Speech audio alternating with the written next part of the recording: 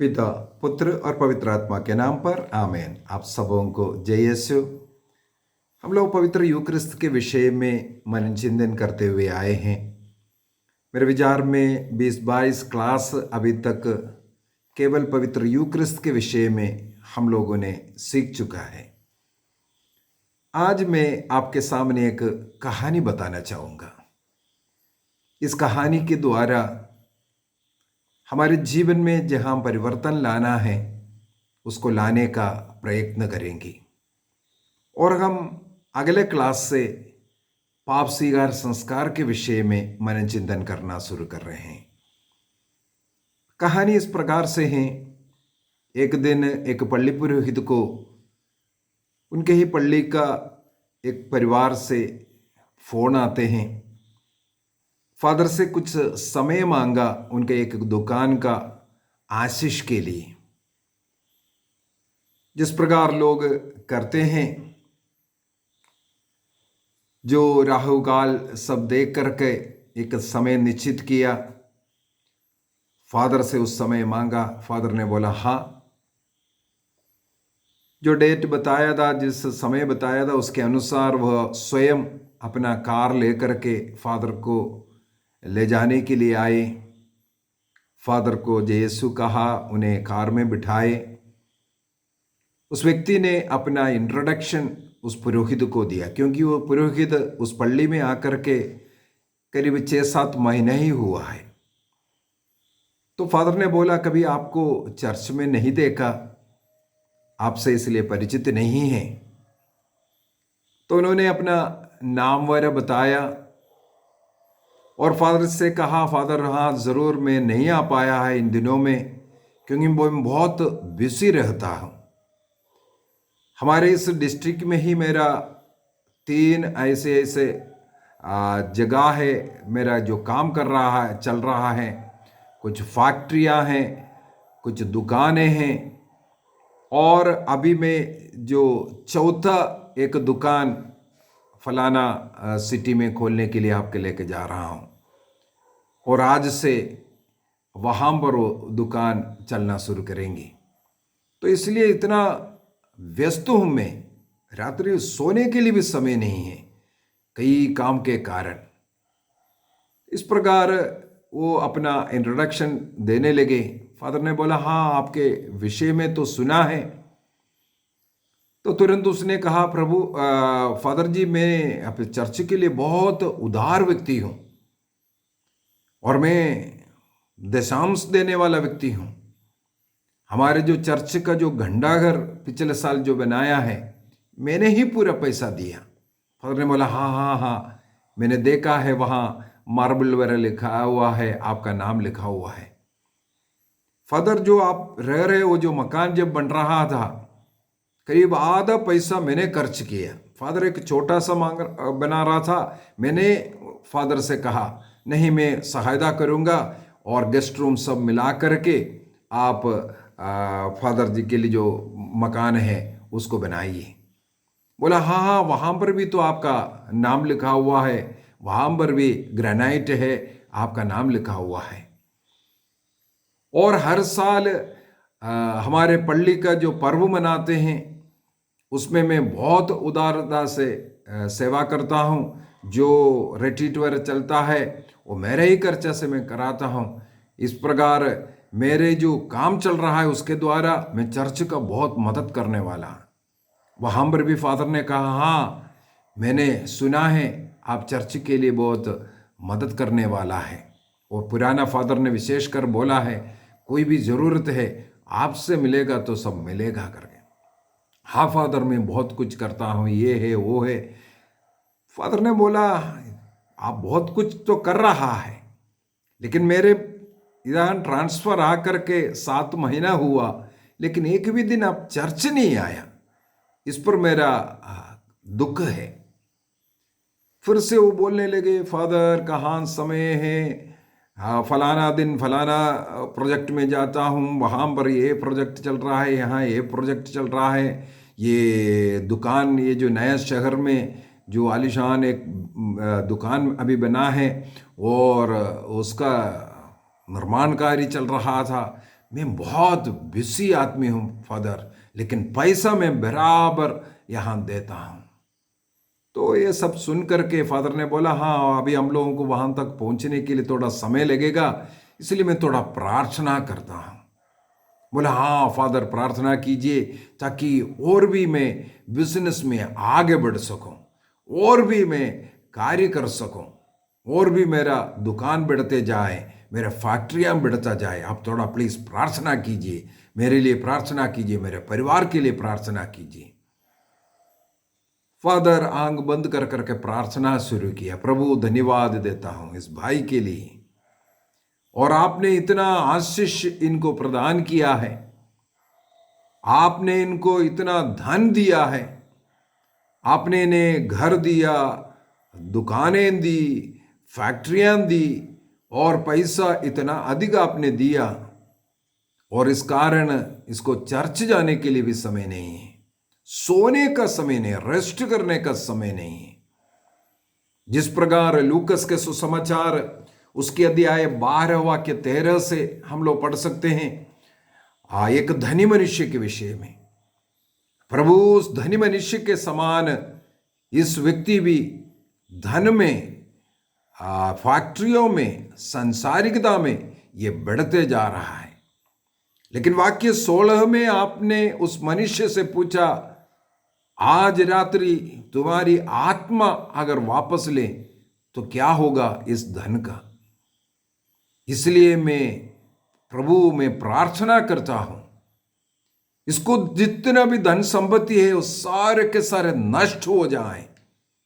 जिस दुकान का आशीष देने के लिए मैं जा रहा हूं, हम लोग वहां पहुंचने के पहले उस दुकान में आग लग जाए, और इस व्यक्ति को भी ऐसा बीमारी आ जाए ताकि 4-5 महीने अस्पताल में पड़े रहे, आराम कर सके और आपको याद कर सके, चर्च आने के लिए इनके पास समय मिल सके, प्रार्थना करने के लिए इनके पास समय मिल सके। प्रभु यह सुन करके वो व्यक्ति घबरा गया, गाड़ी को एकदम ब्रेक डाल करके खड़ा किया और पूछा, फादर ये क्या प्रार्थना कर रहा है? मैंने तो आपसे और उन्नति के लिए प्रार्थना करने के लिए कहा, आपने तो कहा हमारे ये जो बिजनेस चल रहा है वो भी ठप हो जाए, और जो बिल्डिंग आप आशीष देने के लिए आ रहे हो जल करके राख हो जाए, और मैं बीमार हो जाऊं और 3-4 महीना अस्पताल में पड़े रहो। आप क्या प्रार्थना कर रहे हैं फादर? फादर ने उससे उत्तर दिया, हाँ बेटा, चर्च को आपका पैसा का जरूरत नहीं है। चर्च मनुष्य की आत्मा को बचाने के लिए होता है। यदि आपके आत्मा को हम बचा नहीं सक रहा है, आपका पैसा लेकर के हम गलती कर रहा है। यदि एक भी आत्मा हमारे पल्ली का नष्ट हो जाए, उसका जवाब मुझे देना पड़ेगा। मुझे इस जगह पर आपका पैसा लेने के लिए नहीं, बल्कि आपकी आत्मा को बचाने के लिए यहां भेजा है। ईश्वर ने मुझे पुरोहिताय में इसलिए चुना है, आत्माओं को बचाने के लिए, ईश्वर के लिए पैसा इकट्ठा करने के लिए नहीं, चर्च बनाने के लिए नहीं, आत्माओं को प्रभु के लिए इकट्ठा करने के लिए। मैं देख रहा हूं इस पैसे के कारण, इस बिजनेस के कारण आपके पास चर्च आने का समय नहीं, मिस्सा बलिदान के लिए समय नहीं, घर में प्रार्थना करने के लिए समय नहीं। केवल आपके पास दान जो प्रभु ने दिया, आप उसको लौटा करके प्रभु को कुछ करने के लिए कोशिश कर रहा है। हम लोग नबी सिहा का ग्रंथ उसके अध्याय 1 वाक्य 4 से थोड़ा पढ़ना अच्छा रहेगा। Isaiah chapter 1 verse 4 onwards. धिक्कार इस पापी राष्ट्र को, दोष से लेदे लोगों को, अपराधियों की संतति को, पदभ्रष्ट पुत्रों को धिक्कार। उन्होंने प्रभु का परित्याग किया, इस्राएल के परम पावन ईश्वर का तिरस्कार किया, इसलिए उन्हें धिक्कार। और उस परम पावन ईश्वर को अपना पीठ दिखाई। धन बढ़ते गया, पैसा बढ़ते गया, सुविधा बढ़ते गया, मनुष्य ईश्वर से अलग हो गया। अच्छा स्वास्थ्य है, किसी चीज की कमी नहीं है, घर सब कुछ है, ईश्वर की जरूरत नहीं है। आज ईश्वर ने बुद्धि दिया, ज्ञान दिया, विवेक दिया, केवल संसारिकता के लिए, ईश्वर के खिलाफ सोचने के लिए, अपने उस बुद्धि के द्वारा ईश्वर नहीं है ये सोचने के लिए, या एक दिन चर्च नहीं जाने से भी कुछ नहीं होगा ये सोचने के लिए उस बुद्धि और ज्ञान और प्रज्ञा का इस्तेमाल हो रहा है। शैतान के हाथों में वह नष्ट हो रहा है। धिक्कार इस पापी राष्ट्र को जो प्रभु से दूर है, ईश्वर से अलग होकर के, ईश्वर के प्रेम से कट करके, संसार, धन, नौकरी, वासना, ऐसे ऐसे चीजों के दोष से लदे हुए लोगों को धिक्कार कहते हैं। अपराधियों के संतान, माता पिता चर्च नहीं जाते, घर में प्रार्थना नहीं करते, उनके संतान भी उसी प्रकार। माता पिता नशे में है, लड़ाई झगड़े में है, इसी प्रकार नष्ट हो रहा है संतान, क्योंकि उन्हें सही मार्ग नहीं मिला है। पद भ्रष्ट पुत्र बन गया है, संतान बन गया है। उनके लिए ईश्वर धिक्कार कहते हैं। कई लोग बोलते हैं हम सेवा करते हैं, लेकिन उनके पास समय नहीं है थोड़ा सा प्रार्थना करने के लिए। चर्च में 1 घंटा बैठ करके प्रार्थना करने के लिए, एक मिस्सा बलिदान में शांति से भाग लेने के लिए समय नहीं है। अनेकों लोग रोज प्रार्थना करने वाला है, हो सकता है फादर हो, सिस्टर हो, जो समय निर्धारित है, सुबह कॉलेज जाना है, स्कूल जाना है, इसलिए मिस्सा जल्दी जल्दी 15 मिनट में निपटेगा, भाग भाग करके। वो एक टाइम टेबल है, बस अपने हृदय से वो इच्छा नहीं कर रहा है। हाँ, मिस्सा में भाग लेना जरूरी है, उससे बढ़ करके उसके लिए कुछ मतलब नहीं है। उस पर जो प्रेम का अनुभव वहां पर नहीं है। उससे बढ़ करके ब्रेकफास्ट में उससे ज्यादा समय व्यतीत करेगा, और जो काम करने के लिए जाना है वो काम को उससे बढ़ करके जो स्थान, मान, सम्मान दे रहा है। इसलिए मिस्सा बलिदान में, प्रार्थना में इतना रुचि नहीं है, उस स्पर्श नहीं है। अनेकों लोग क्रिस्तीय जीवन अनेकों वर्षों तक, प्रभु की सेवा अनेकों वर्षों तक करने के बावजूद भी अपने ही लोगों के विरुद्ध में, अपने ही संस्था के विरुद्ध में उठ खड़े होते हैं, क्योंकि वो स्पर्श नहीं मिला है। इसलिए कहते हैं विद्रोही पुत्र, पदभ्रष्ट लोग। आगे हम लोग देख सकते हैं वाक्य 10 से, वहां पर ईश्वर लोगों से यही कहते हैं, जो तुम जो भेंट चढ़ाते हैं, जो पैसा देते हैं, प्रभु को इसका कोई जरूरत नहीं है। तुम्हारे असंख्य बलिदानों से मुझको क्या है? मैं तुम्हारे मेढ़ों और बछड़ों की चर्बी से ऊब गया है। जो तुम चढ़ावा डालते हैं, जो कुछ देते हैं, उससे मैं ऊब गया है। मैं सांडों, मेमनों और बकरों का रक्त नहीं चाहता। जब तुम मेरे दर्शन के लिए करने आते हो तो कौन तुमसे सब मांगता है? तुम मेरे प्रांगण क्यों रोते हो? मेरे पास व्यर्थ का चढ़ावा लिए फिर नहीं आना।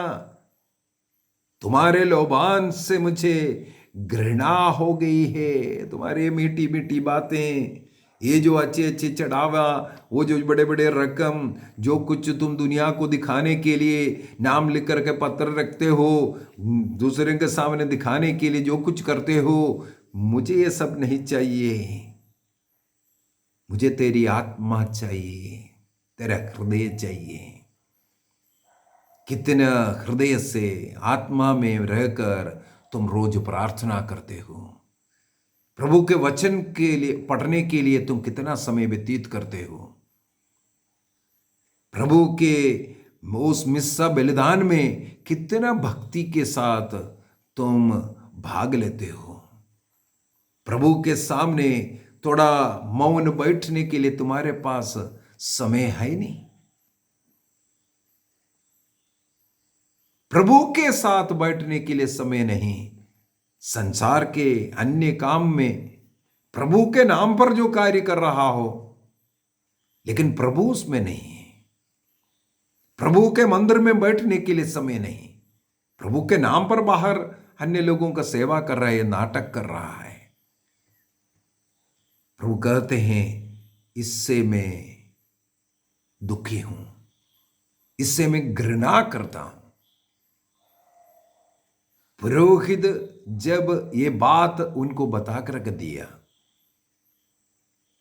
आज यदि तुम्हारा एक हार्ट अटैक हो जाए, जो 4-5 कंपनियां तुम खड़ा कर रहा है, वो किसके लिए है?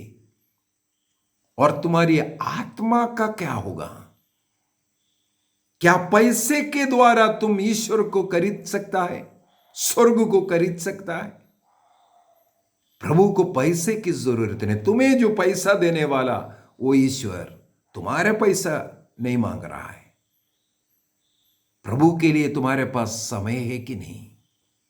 प्रभु के साथ बैठने के लिए कम से कम इतवार के दिन मिस्सा बलिदान में भाग लेने के लिए यदि तुम्हारे पास समय नहीं है, प्रभु कहते हैं तुम्हारा पैसे से मुझे कोई लेना देना नहीं। प्रभु ने उसे समझाया, इसका मतलब आपका जब तक वो धन दौलत खत्म नहीं होगा, नष्ट नहीं होगा, आप कर्ज में नहीं डूबे रहेगा, जब तक आप बीमार नहीं होंगे, आपके घर में संकट नहीं होगा, आप प्रभु को ढूंढने के लिए नहीं आएगा। इसलिए मेरा यही प्रार्थना है, आपकी आत्मा को बचाने के लिए ये दुकान, जिस दुकान को आशीष देने के लिए मैं जा रहा हूं, वो दुकान आज जलना चाहिए। आपका जो कुछ बिजनेस चल रहा है वो सब ठप हो जाना चाहिए। कर्ज में आप डूबना चाहिए। आपके शरीर में ऐसा घातक बीमारियां होना चाहिए, तब आप ईश्वर को ढूंढोगे। तब आप एक जगह से दूसरा जगह तक प्रभु को ढूंढते हुए फिरेंगे। तब आप प्रार्थनाएं मांगेंगे, जगह जगह आप प्रार्थना के लिए फोन करोगे। ये सुनकर के वो आदमी वहां बैठ कर रोना शुरू किया। जी हां, उसका मन परिवर्तन हुआ। उस पुरोहित के सामने उसने अपने पाप अपराधों को, गलतियों को, जिस धन को वो सर्वश्रेष्ठ मानता था, वो उसका ताकत बन गया था। उसने स्वीकार किया, ये सब कुछ ईश्वर ने दिया, लेकिन मैं ईश्वर को भूल गया। आज ये कहानी मैं इसलिए बता कर दिया, बीती 20-22 दिनों से हम लोग पवित्र यूक्रिस्त के गहराइयों में एक एक बात हम लोग पढ़ते हुए आए। हमारे जीवन में अभी उतारना है। कल से हम लोग पाप के विषय में, पाप स्वीकार के विषय में, अन्य संस्कारों के विषय में फिर से शुरू कर रहा है। हम एक निर्णय करें, पवित्र मिस्सा बलिदान में भाग लेना, हर रोज पारिवारिक प्रार्थना करना, व्यक्तिगत प्रार्थना करना, बाइबल पढ़ना, प्रभु के लिए, प्रभु के कार्य के लिए समय निकालना, हमारे जीवन का पहला स्थान ये होना चाहिए। ईश्वर को छोड़ करके अन्य कार्य नहीं, प्रभु के कार्य के लिए समय होना चाहिए। अन्य कार्य करने के कारण मैं प्रभु के मंदिर में नहीं जा रहा है, ये बोलना बहुत गलत बात है। कई बार बच्चे नहीं हो रहे, बच्चे नहीं हो रहे बोल करके लोग दंपतियां फोन करते हैं। मैं उनको एक बात समझाता हूं, ईश्वर बच्चा देगा, लेकिन बच्चे आने के बाद इस बच्चे के कारण चर्च नहीं जा रहा है, बच्चा रोता है, बच्चे के कारण परेशान है, ये बोल करके चर्च नहीं जाएगा, ये आपके लिए बहुत ही दंडनीय बात हो जाएगा। इसलिए सबसे पहला यही निर्णय करना है, जो संतान ईश्वर देगा उसको लेकर के हर रोज चर्च जाने का, धन्यवाद के रूप में उस बच्चे को प्रभु की ओर लेके जाने का। ये ईश्वर हमें धन देता है, हमें नौकरी देता है, हमें बिजनेस देता है, उसी के द्वारा प्रभु की महिमा आराधना करना है। वो प्रभु की ओर जाने का, हमारी आत्माओं को बचाने के लिए प्रभु ने दिया, ये विश्वास करना। केवल धन का इकट्ठा कर उसके ऊपर हम सोने के लिए, हमें सोने के लिए नहीं, बल्कि उस धन के द्वारा, उस नौकरी के द्वारा प्रभु को ढूंढने का मार्ग बनना है। आइए हम एक निर्णय करें। पिता, पुत्र और पवित्र आत्मा के नाम पर आमीन। आप सबों को जय यीशु।